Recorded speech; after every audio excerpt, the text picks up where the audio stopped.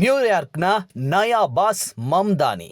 ಇದು ಬರೀ ಗೆಲುವಲ್ಲ, ಕ್ರಾಂತಿ. ಕನ್ನಡಿಗರಿಗೆ ಇದರಿಂದ ಲಾಭನ ನಷ್ಟನ? ನಮಸ್ತೆ ಸ್ನೇಹಿತರೆ, ಪೀಪಲ್ ಟಿವಿಗೆ ಸ್ವಾಗತ. ನಾನು ಮುರಳಿ ಮಾಲೂರು.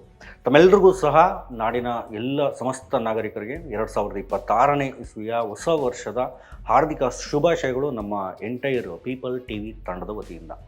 ಹಾಗೆ ಸ್ನೇಹಿತರೆ, ಇವತ್ತು ನಾವು ಮಾಡ್ತಿರುವಂಥ ನ್ಯೂಯಾರ್ಕ್ ವಿಡಿಯೋ ಬಗ್ಗೆ, ಅಯ್ಯೋ ನಮಗೆ ಯಾಕೆ ಅಮೇರಿಕಾ ಗುರು ಅಂತ ಸ್ಕಿಪ್ ಮಾಡೋದಕ್ಕೆ ಹೋಗ್ಬೇಡಿ. ಯಾಕಂದರೆ ಅಲ್ಲಿ ನಡೀತಿರೋವಂಥದ್ದು ಬರೀ ಎಲೆಕ್ಷನ್ ರಿಸಲ್ಟ್ ಅಲ್ಲ, ಅದೊಂದು ಹಿಸ್ಟರಿಯಾಗಿ ನಮ್ಮ ಕಣ್ಣು ಮುಂದೆ ಇವತ್ತು ಬಂದು ನಿಲ್ತಾ ಇದೆ. ಜಸ್ಟ್ ಇಮ್ಯಾಜಿನ್ ಮಾಡ್ಕೊಳ್ಳಿ, ಪ್ರಪಂಚದ ಅತಿ ದೊಡ್ಡ ಬಂಡವಾಳಶಾಹಿ ದೇಶದ ಅತಿ ದೊಡ್ಡ ನಗರ ನ್ಯೂಯಾರ್ಕ್ ಅನ್ನುವಂಥದ್ದು. ಅಲ್ಲಿನ ಮೇಯರ್ ಕುರ್ಚಿಯ ಮೇಲೆ ಈಗ ಕೂತಿರುವಂಥವರು ವ್ಯಕ್ತಿ ಯಾರು? ಒಬ್ಬ 34 ವರ್ಷದ ಯುವಕ, ಆಫ್ರಿಕಾದಲ್ಲೇ ಹುಟ್ಟಿ ನ್ಯೂಯಾರ್ಕಲ್ಲಿ ಬೆಳೆದು ನಾನು ಸೋಷಿಯಲಿಸ್ಟ್ ಅಂತ ಎದೆ ತಟ್ಟಿ ಹೇಳುವಂಥ ಒಬ್ಬ ಮುಸ್ಲಿಂ ಯುವಕ ಝೊಹ್ರಾನ್ ಮಮ್ದಾನಿ ಅನ್ನುವಂತಹ ವ್ಯಕ್ತಿ.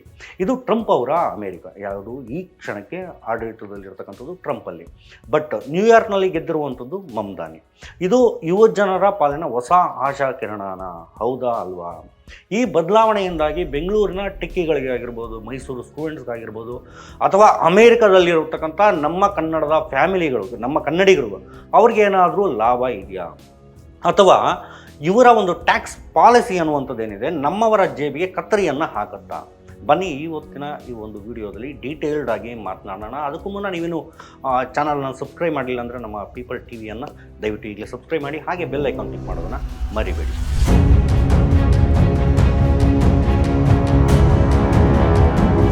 ಸ್ನೇಹಿತರೆ, ಮೊದಲಿಗೆ ಆ ಒಂದು ಪ್ರಮಾಣ ವಚನ ಸ್ವೀಕರಿಸಿದಂಥ ಸ್ಟೈಲ್ ನೋಡ್ರಿ ಹೇಗಿದೆ ಅಂತ, ವಾವ್ ಅಂತ ಅನಿಸುತ್ತೆ. ನಾವೆಲ್ಲ ರಾಜಕಾರಣಿಗಳು ಅಂತಂದರೆ ದೊಡ್ಡ ಸ್ಟೇಜು, ಹೂವಿನ ಹಾರ, ದೊಡ್ಡ ದೊಡ್ಡ ಹಾರಗಳು, ಸಾವಿರಾರು ಜನ ಇರ್ತಾರೆ ಅಂತ ಅಂದ್ಕೊಳ್ತೀವಿ. ಬಟ್ ಮಮ್ದಾನಿ ಮಾಡಿದ್ದೇ ಬೇರೆ ವಿಷಯ.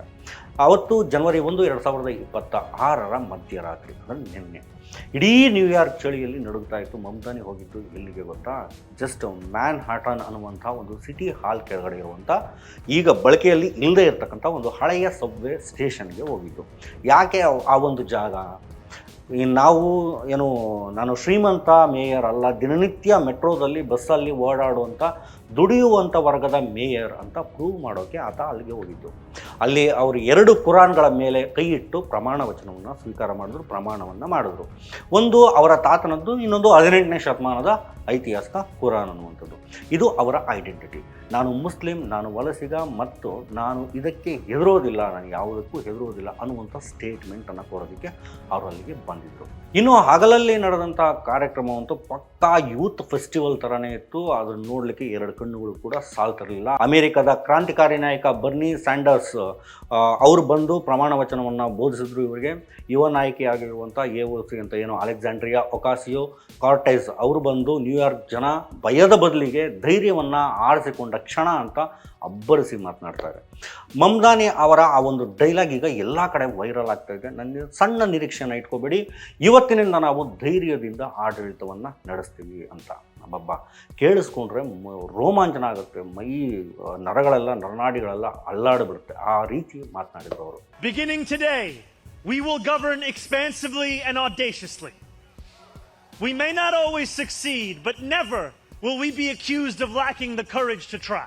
ಭಾರತದ ಕನೆಕ್ಷನ್. ಸರಿ, ಇವರು ನಮ್ಮವರ ಅನ್ನೋ ಪ್ರಶ್ನೆ ನಿಮ್ಮಲ್ಲಿರ್ಬೋದು. ಹೌದು ಫ್ರೆಂಡ್ಸ್, ಇವರು ಪ್ರಖ್ಯಾತ ನಿರ್ದೇಶಕಿ ಮೀರಾ ನಾಯರ್ ಮತ್ತು ಪ್ರೊಫೆಸರ್ ಮೊಹಮ್ಮದ್ ಮಮ್ದಾನಿ ಅವರ ಮಗ. ಹುಟ್ಟಿದ್ದು ಉಗಾಂಡದಲ್ಲಿ ಆದರೂ ಕೂಡ ರಕ್ತ ಭಾರತೀಯರದು.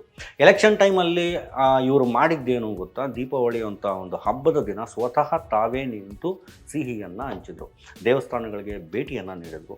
ನಾನು ಬೆಳೆದಿದ್ದು ಎಂಥ ಭಾರತದಲ್ಲಿ ಅಂದರೆ ಅಲ್ಲಿ ಎಲ್ಲ ಧರ್ಮದವರಿಗೂ ಜಾಗ ಇತ್ತು ಅಂತ ಮಾತನಾಡ್ತಾರೆ. ನ್ಯೂಯಾರ್ಕಲ್ಲಿರುವಂಥ ನಮ್ಮ ದೇಶೀಯರಿಗೆ, ನಮ್ಮ ಭಾರತೀಯರಿಗೆ, ಟ್ಯಾಕ್ಸಿ ಓಡಿಸುವಂಥ ಪಂಜಾಬಿಗಳಿಗೆ, ರೆಸ್ಟೋರೆಂಟ್ ನಡೆಸ್ತಿರ್ತಕ್ಕಂಥ ಗುಜರಾತಿಗಳಿಗೆ ಇವರು ನಮ್ಮ ಮನೆಯ ಮಗನ ಥರ ಕಾಣಿಸ್ತಾ ಇದ್ದಾರೆ ಅನ್ನುವಂಥ ಒಂದು ಫ್ರೇಮ್ ಎಲ್ಲರ ಮನೆಗಳಲ್ಲೂ ಕೂಡ ಕಾಣುತ್ತೆ ನಿಮಗೆ. ಅಸಲಿ ಆಟ ಜೊಹ್ರಾನಾಮಿಕ್ಸ್ ಮತ್ತು ಬಾಡಿಗೆ ಫ್ರಿಡ್ಜ್.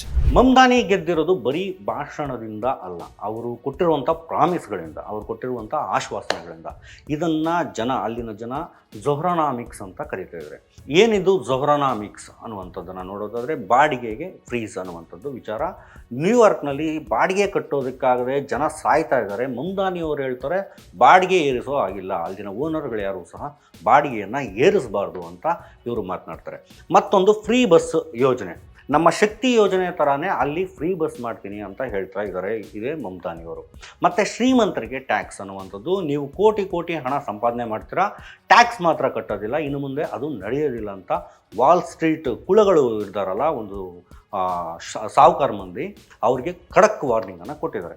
ಇದು ಕೇಳೋಕೆ ಚೆನ್ನಾಗಿದೆ, ಬಟ್ ಬಿಲ್ ಅಕ್ಮನ್ ಅವರಂತಹ ಒಂದು ಬಿಲಿಯನಿಯರ್ಗಳಂತ ಯಾರಿದ್ದಾರೆ ಅವರು ಇವ್ರ ಮೇಲೆ ಫುಲ್ ಗರಂ ಆಗಿದ್ದಾರೆ. ಹೀಗೆ ಮಾಡಿದರೆ ಬಿಸ್ನೆಸ್ ಅನ್ನುವಂಥದ್ದು ಎಲ್ಲವೂ ಕೂಡ ನ್ಯೂಯಾರ್ಕನ್ನು ಬಿಟ್ಟು ಓಡೋಗುತ್ತೆ ಅಂತ ಎದುರಿಸ್ತಾ ಇದ್ದಾರೆ. ಮುಂದೆ ಏನಾಗುತ್ತೆ ಅನ್ನೋದನ್ನು ಕಾದು ನೋಡಬೇಕಾಗಿದೆ. ಈ ಎಲ್ಲ ವಿಚಾರಗಳನ್ನು ಮುಂದೆ ಕೂಡ ನಾವು ಮಾತನಾಡ್ಬೋದು. ಕನ್ನಡಿಗರಿಗೆ ಲಾಭ ವರ್ಸಸ್ ನಷ್ಟ.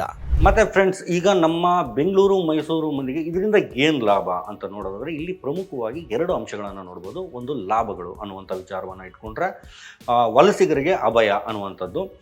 ಟ್ರಂಪ್ ಅವರು ಅಮೇರಿಕಾದ ಅಧ್ಯಕ್ಷರಾಗಿರೋದ್ರಿಂದ H-1B ವೀಸಾ, ಇದ್ರ ಬಗ್ಗೆ ನಿಮ್ಗೆಲ್ರಿಗೂ ಗೊತ್ತು, ಗ್ರೀನ್ ಕಾರ್ಡ್ ಟೆನ್ಷನ್ ಇದು ಎಲ್ಲವೂ ಸಹ ಇದ್ದೇ ಇರುವಂಥದ್ದು. ಯಾಕಂದರೆ ಅಲ್ಲಿ ಎಲ್ಲರೂ ಸಹ ಈ ಒಂದು ಟೆನ್ಷನನ್ನು ಇಟ್ಕೊಂಡು ಇವತ್ತಿಗೂ ಸಹ ಇದ್ದಾರೆ. ಆದರೆ ಮಮ್ದಾನಿ ಅವರು ಹೇಳ್ತಾರೆ ನ್ಯೂಯಾರ್ಕ್ ಪೊಲೀಸ್ ಟ್ರಂಪ್ ಅವರ ICE ಜೊತೆ ನಾವು ಯಾವುದೇ ಕಾರಣಕ್ಕೂ ಕೈ ಜೋಡಿಸಲ್ಲ ಅಂತ ಖಡಕ್ಕಾಗಿ ಹೇಳಿದ್ದಾರೆ. ಅಂದರೆ ನಮ್ಮ ಸ್ಟೂಡೆಂಟ್ಸ್ ಆಗಿರ್ಬೋದು, ಉದ್ಯೋಗಿಗಳಾಗಿರ್ಬೋದು, ನ್ಯೂಯಾರ್ಕಲ್ಲಿ ಅವ್ರಿಗೊಂದು ರೀತಿ ಈಗ ಸೇಫ್ ಹೆವನ್ ಥರ ಆಗುತ್ತೆ ಅಂತಲೇ ಹೇಳ್ಬೋದು. ಸೊ ಇವರು ಒಂದಷ್ಟು ನಿರಾಳವಾಗಿ ಇರ್ಬೋದು. ಮತ್ತು ಕನ್ನಡದ ಕೂಟ ಏನಿದೆ ಅಲ್ಲಿ ನ್ಯೂಯಾರ್ಕಲ್ಲಿ, ಅವ್ರಿಗೊಂದಷ್ಟು ಬಲ ಸಿಗುವಂಥ ಚಾನ್ಸಸ್ ಇದೆ. ನ್ಯೂಯಾರ್ಕ್ ಕನ್ನಡ ಕೂಟ ಮತ್ತು ಅಲ್ಲಿನ ಒಂದಷ್ಟು ಸಾಂಸ್ಕೃತಿಕ ಕಾರ್ಯಕ್ರಮಗಳು ಏನೋ ಮಾಡ್ತಾ ಇದ್ದಾರೆ ಇವರು ಕನ್ನಡ ಕೂಟದವರು, ಅವರಿಗೆಲ್ರಿಗೂ ಸಹ ಮಮ್ದಾನಿ ಆಡಳಿತದಿಂದ ಒಂದಷ್ಟು ಫುಲ್ ಸಪೋರ್ಟ್ ಸಿಗುವಂಥ ಚಾನ್ಸಸ್ ಇದೆ. ಯಾಕಂದರೆ ಅವರು ವೈವಿಧ್ಯತೆಯೇ ನಮ್ಮ ಶಕ್ತಿ ಅಂತ ನಂಬಿರುವಂಥ ವ್ಯಕ್ತಿ. ಹಾಗಾಗಿ ಈ ವಿಚಾರದಲ್ಲಿ ಅವರನ್ನು ನಂಬಬಹುದು. ಮತ್ತು ಜೇಬಿಗೆ ಉಳಿತಾಯ ಅನ್ನುವಂಥದ್ದು ಈಗ ಇರತಕ್ಕಂಥ ನಮ್ಮ ಇಂಡಿಯನ್ಸ್ ಅಥವಾ ನಮ್ಮ ಕನ್ನಡಿಗರಿಗೆ ಅಂತಲೇ ಇಟ್ಕೊಳ್ಳಿ. ಅಲ್ಲಿ ಓದುವಂಥ ನಮ್ಮ ಹುಡುಗರಿಗೆ ಬಾಡಿಗೆ ಕಡಿಮೆ ಆದರೆ ಅದು ಒಂದು ಸ್ವಲ್ಪ ಅನುಕೂಲ ಆಗುತ್ತೆ. ಬಸ್ ಫ್ರೀ ಆದರೆ ಮತ್ತು ತಿಂಗಳಿಗೆ ಎಷ್ಟೋ ಡಾಲರ್ ಆಗುವಷ್ಟು ಹಣ ಅವರಿಗೆ ಉಳಿತಾಯ ಆಗುತ್ತೆ. ಯೂನಿವರ್ಸಲ್ ಚೈಲ್ಡ್ ಕೇರ್ ಅನ್ನುವಂಥ ಉಚಿತ ಮಕ್ಕಳ ಆರೈಕೆ ಅದೇನಾದರೂ ಬಂದರೆ ಅಲ್ಲಿ ಕೆಲಸ ಮಾಡುವಂಥ ದಂಪತಿಗಳೇನಿದ್ದಾರೆ ಅವರಿಗೆ ಬಹಳ ದೊಡ್ಡದಾದಂಥ ರಿಲೀಫ್ ಸಿಗುತ್ತೆ. ಮತ್ತು ಇನ್ನೊಂದು ಪಾಯಿಂಟಲ್ಲಿ ನೋಡೋದಾದರೆ ನಷ್ಟ ಮತ್ತು ಸವಾಲುಗಳು ಏನು ಸಿಗ್ಬೋದು ಅನ್ನುವಂಥದ್ದನ್ನು ನೋಡೋದಾದರೆ IT ವಲಯಕ್ಕೆ ಇದೊಂದು ಶಾಕ್ ಅಂತ ಹೇಳ್ಬೋದು. ಇದು ತುಂಬ ಇಂಪಾರ್ಟೆಂಟ್ ವಿಚಾರ. 2026ರಲ್ಲಿ ಇನ್ಫೋಸಿಸ್, ವಿಪ್ರೋ ಮತ್ತು TCS ಕಂಪನಿಗಳು ಈಗಾಗಲೇ AI ಮತ್ತು ಟ್ರಂಪ್ ಅವರ ಸುಂಕ ಟ್ಯಾರಿಫ್ ಏನಿದೆ ಅದರಿಂದ ಸಂಕಷ್ಟದಲ್ಲಿ ಬಿದ್ದಿದ್ದಾರೆ ಇವರು. ಈಗ ಮಮ್ದಾನಿ ಅವರು ಕಾರ್ಪೊರೇಟ್ ಟ್ಯಾಕ್ಸನ್ನು ಜಾಸ್ತಿ ಮಾಡ್ತೀನಿ ಅಂತಂದರೆ ಈ ಒಂದು ಕಂಪನಿಗಳೇನಿದ್ದಾವೆ ಅವುಗಳಿಗೆ ಲಾಭ ಅನ್ನುವಂಥದ್ದು ಸ್ವಲ್ಪ ಕಡಿಮೆ ಆಗ್ಬೋದು. ಆಗ ಉದ್ಯೋಗ ಕಡಿತದ ಒಂದಷ್ಟು ಭಯ ಇರುತ್ತೆ ಈ ಒಂದು ಕಂಪನಿಗಳಲ್ಲಿ ಕೆಲಸ ಮಾಡ್ತಿರೋರಿಗೆ. ಮತ್ತು ಶ್ರೀಮಂತ ಕನ್ನಡಿಗರು ಅಂತ ಯಾರು ಇರ್ತಾರೆ ಅಲ್ಲಿ ಇರ್ತಕ್ಕಂಥ ನ್ಯೂಯಾರ್ಕಲ್ಲಿ ಇರ್ತಕ್ಕಂಥವ್ರು, ಅವ್ರಿಗೊಂದಷ್ಟು ಬರೆ ಬೀಳುವಂಥ ಸಾಧ್ಯತೆ ಇದೆ. ಅಲ್ಲಿ ಎಷ್ಟೋ ಕನ್ನಡಿಗರು ಡಾಕ್ಟರ್ಗಳಾಗಿದ್ದಾರೆ, ಇಂಜಿನಿಯರ್ಗಳಾಗಿದ್ದಾರೆ, ವರ್ಷಕ್ಕೆ $1 ಬಿಲಿಯನ್ ಡಾಲರ್ಗಿಂತಲೂ ಕೂಡ ಹೆಚ್ಚಾಗಿ ಸಂಪಾದನೆಯನ್ನು ಮಾಡ್ತಿದ್ದಾರೆ. ಮಮ್ದಾನಿ ಅವರೇನಾದರೂ ಹೊಸ ಪ್ಲ್ಯಾನ್ ಇವರ ಪ್ರಕಾರ ಬಂತು ಅಂತಂದರೆ ಇವರು ಟ್ಯಾಕ್ಸನ್ನು ಜಾಸ್ತಿ ಕಟ್ಟಬೇಕಾಗತ್ತೆ. ಇದು ಕೆಲವರಿಗೆ ಇಷ್ಟ ಆಗದೇ ಇರುವಂಥ ವಿಚಾರ. ಮೋದಿ ಮತ್ತು ರಾಜತಾಂತ್ರಿಕ ಸಂಘರ್ಷ. ಸ್ನೇಹಿತರೆ, ಇನ್ನೊಂದು ವಿಷಯ ಇದೆ, ಇದು ಸ್ವಲ್ಪ ಕಾಂಟ್ರವರ್ಷಿಯಲ್ ವಿಚಾರ. ಮಮ್ದಾನಿ ಅವರು ಪ್ರಧಾನಿ ಮೋದಿ ಅವರ ದೊಡ್ಡ ಟೀಕಾಕಾರರು. ಅವರು ಮೋದಿ ಅವರನ್ನು ವಾರ್ ಕ್ರಿಮಿನಲ್ ಅಂತ ಕರೆದಿದ್ದು ದೊಡ್ಡ ಸುದ್ದಿಯಾಗಿತ್ತು. ಇದು ಎಲ್ರಿಗೂ ಗೊತ್ತಿರುವಂಥ ವಿಚಾರ.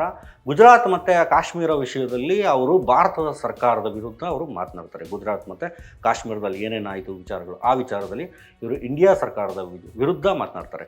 ಇದರಿಂದ ಏನಾಗುತ್ತೆ ಅನ್ನೋದನ್ನು ನೋಡೋದಾದರೆ ನ್ಯೂಯಾರ್ಕ್ನಲ್ಲಿರುವಂಥ ಭಾರತೀಯ ರಾಯಭಾರಿ ಕಚೇರಿ ಏನಿದೆ ಮತ್ತು ಮೇಯರ್ ಆಫೀಸ್, ಇವೆರಡರ ನಡುವೆ ಇರತಕ್ಕಂಥ ಒಂದು ಸಂಬಂಧ ಏನಿದೆ ಅದು ಹಳಸುವಂಥ ಸಾಧ್ಯತೆ ಇದೆ. ಟ್ರಂಪ್ ಮತ್ತು ಮೋದಿ ಅವರಿಬ್ಬರ ದೋಸ್ತಿ ಚೆನ್ನಾಗಿದೆ.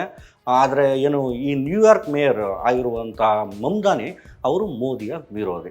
ಮತ್ತು ಇದು ಅಲ್ಲಿರ್ತಕ್ಕಂಥ ಭಾರತೀಯರನ್ನು ಮಮ್ದಾನಿ ಅವರ ಬೆಂಬಲಿಗರು ಮತ್ತು ವಿರೋಧಿಗಳು ಅಂತ 2 ಗುಂಪುಗಳಾಗಿ ಅದು ವಿಂಗಡಣೆ ಆಗುವಂಥ ಚಾನ್ಸಸ್ ಇದೆ.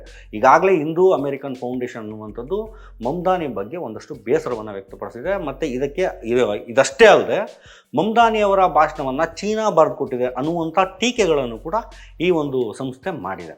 ಕೊನೆಯದಾಗಿ ಈ ವಿಡಿಯೋದಿಂದ ನಾವು ತಿಳಿಯುವಂಥದ್ದು ಏನಪ್ಪ ಅಂತಂದರೆ, ಝೊಹ್ರಾನ್ ಮಮ್ದಾನಿ ಪರ್ಫೆಕ್ಟ್ ಅಲ್ಲದೇ ಇರ್ಬೋದು ಅಥವಾ ಪರ್ಫೆಕ್ಟ್ ಕೂಡ ಆಗಿರ್ಬೋದು. ಅವರ ಎಕನಾಮಿಕ್ಸ್ ವರ್ಕ್ ಆಗುತ್ತಾ ಅವರ ಒಂದು ಐಡಿಯಾಗಳು ವರ್ಕ್ ಆಗುತ್ತಾ ಇಲ್ವಾ ಅನ್ನುವಂಥದ್ದನ್ನು ಇನ್ನಷ್ಟು ಕಾಲ ನಿಂತ್ಕೊಂಡು ನಾವು ನೋಡಬೇಕಾಗುತ್ತೆ. ಅದಕ್ಕೆ ಕಾಲವೇ ಉತ್ತರವನ್ನು ನೀಡುತ್ತೆ. ಬಟ್ 34 ವರ್ಷದ ಒಬ್ಬ ಯುವಕ ಯಾವುದೇ ಗಾಡ್ ಫಾದರನ್ನು ಇಲ್ಲದೆ ಜನರನ್ನು ನಂಬಿ ಇಷ್ಟೊಂದು ದೊಡ್ಡ ರಿಸ್ಕನ್ನು ತಗೊಂಡು ಗೆದ್ದು ತೋರಿಸ್ತಾರೆ ಅಂತಂದರೆ ಇದು ಮ್ಯಾಟರ್ ಆಗುವಂಥ ವಿಷಯ. ಇದನ್ನು ನಾವು ತಿಳ್ಕೊಬೇಕಾಗಿರುವಂಥ ವಿಷಯ. ಅವ್ರು ಹೇಳ್ತಾರೆ, ಒಂದು ಕ್ಷಣ ಬರುತ್ತೆ ಇತಿಹಾಸದಲ್ಲಿ ಅಪರೂಪಕ್ಕೆ ನಾವು ಹಳೆಯದರಿಂದ ಹೊಸದಕ್ಕೆ ಕಾಲಿಡ್ತೇವೆ ಅಂತ. ಈ ಒಂದು ನೆಹರು ಅವರ ಮಾತುಗಳನ್ನು ಉಲ್ಲೇಖಿಸಿ ಅವರು ಪ್ರಮಾಣ ವಚನವನ್ನು ಸ್ವೀಕಾರ ಮಾಡಿದ್ದಾರೆ. ಮಮ್ದಾನಿ ಈಗ ಅಮೇರಿಕಾದಲ್ಲಿ ಹೊಸ ಇತಿಹಾಸವನ್ನೇ ಸೃಷ್ಟಿ ಮಾಡಿದ್ದಾರೆ ಅಂತ ಹೇಳ್ಬೋದು. ಅದನ್ನು ಯಾರಿಂದಲೂ ಕೂಡ ಅಳಿಸ್ಲಿಕ್ಕೆ ಸಾಧ್ಯನೇ ಇಲ್ಲ. ಸಾಧ್ಯ ಆದರೂ ಆಗ್ಬೋದು, ಮುಂದಿನ ದಿನಗಳಲ್ಲಿ ಹೇಳಲಿಕ್ಕೂ ಬರೋದಿಲ್ಲ. ಚಮ್ಮಾರನ ಮಗ ಆಗಿರ್ತಕ್ಕಂಥ ಏನೋ ಅಬ್ರಹಾಂ ಲಿಂಕನ್ ಅಮೇರಿಕದ 16ನೇ ಅಧ್ಯಕ್ಷನಾಗಿ ಕಪ್ಪು ವರ್ಣೀಯರು, ಕಪ್ಪು ಜನ ಅಂತ ಏನಿದ್ದಾರೆ ಅವರ ಗುಲಾಮಗಿರಿ, ಅವರೆಲ್ಲರನ್ನು ಗುಲಾಮಗಿರಿ ಪದ್ಧತಿಯಿಂದ ರದ್ದು ಮಾಡಿ ಅವರಿಗೆ ಮತದಾನದ ಹಕ್ಕನ್ನು ಕೊಡಿಸಿದಂಥ ಮಹಾನ್ ವ್ಯಕ್ತಿ. ಈ ಒಂದು ಹಕ್ಕನ್ನು ಕೊಡಿಸಿದಂಥ ಒಂದೇ ಒಂದು ಕಾರಣಕ್ಕೇ ಕೊಲೆಯಾದಂತಹ ವ್ಯಕ್ತಿ ಕೂಡ ಅವರು. ಈ ಒಂದು ಘಟನೆಯನ್ನು ಜಗತ್ತು ಇದುವರೆಗೂ ಸಹ ಮರೆತಿಲ್ಲ, ಮುಂದೆ ಸಹ ಮರೆಯೋದಿಲ್ಲ. ಹೋರಾಟಗಾರರು ಮತ್ತು ಸಮಾನತಾವಾದಿಗಳ ಐಕಾನ್ ಆಗಿ ಇವತ್ತಿಗೂ ಸಹ ಉಳಿದಿರುವಂಥ ಲಿಂಕನ್ ಅವರ ನಂತರ ಮಮ್ದಾನಿ ಅವರ ಹೊಸ ಒಂದು ಭರವಸೆ, ಮಮ್ದಾನಿ ಅವರು ಒಂದು ಹೊಸ ಭರವಸೆಯ ಧ್ವನಿಯಾಗಿ ಹೊಸ ನಾಯಕನಾಗಿ ಕಾಣಿಸ್ಕೊಂಡಿದ್ದಾರೆ ಅನ್ನುವಂಥದ್ದು ಕೂಡ ಅಷ್ಟೇ ಸತ್ಯ. ನಮ್ಮ ಯೂತ್ಸ್ ಒಂದು ವಿಚಾರವನ್ನು ಅರ್ಥ ಮಾಡ್ಕೋಬೇಕು. ನಮ್ಮ ಕನ್ನಡಿಗರಾಗಿರ್ಬೋದು ಅಥವಾ ಬೇರೆ ಯಾವುದೇ ಭಾಷಿಗರಾಗಿರ್ಬೋದು, ಒಂದು ವಿಚಾರವನ್ನು ಅರ್ಥ ಮಾಡ್ಕೋಬೇಕು. ಈ ಒಂದು ಮಮ್ದಾನಿ ಅವರ ಕೇಸಲ್ಲಿ ಅವಕಾಶಗಳು ಯಾರಿಗೂ ಸಹ ಕಮ್ಮಿ ಇಲ್ಲ. ಮತ್ತು ನ್ಯೂಯಾರ್ಕ್ನಿಂದ ಹಿಡಿದು ನ್ಯೂಯಾರ್ಕ್ನ ಒಂದು ಸುರಂಗದಿಂದ ಹಿಡಿದು ವಿಧಾನಸೌಧದವರೆಗೆ ಏನು ಬದಲಾವಣೆಗಳನ್ನು ತರುವಂಥ ಶಕ್ತಿ ಇರತಕ್ಕಂಥದ್ದು ನಿಮ್ಮ ಕೈಯಲ್ಲಿ.